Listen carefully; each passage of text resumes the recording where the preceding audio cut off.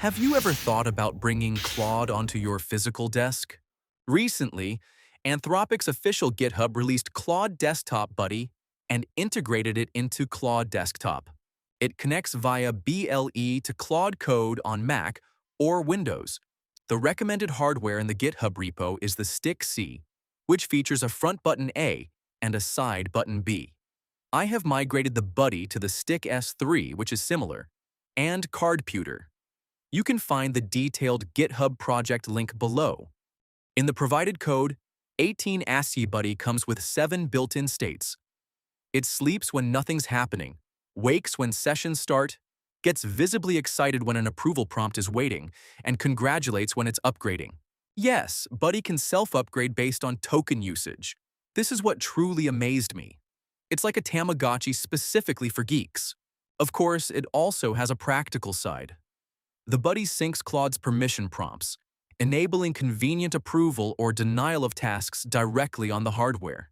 Let's walk through the tutorial. You can find the full step-by-step tutorial in the description below or on Hackster.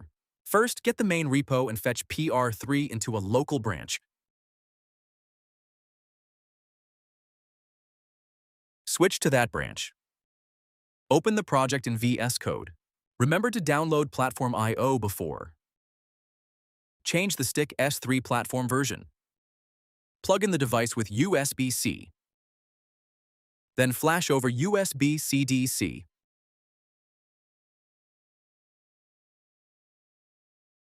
Go to Help, Troubleshooting, Enable Developer Mode. Click Developer, open Hardware Buddy. Click Connect and select your device from the list. You can see the number used for Bluetooth connection on the device. Here, it displays the device's battery charge, level, and the number of approved tasks.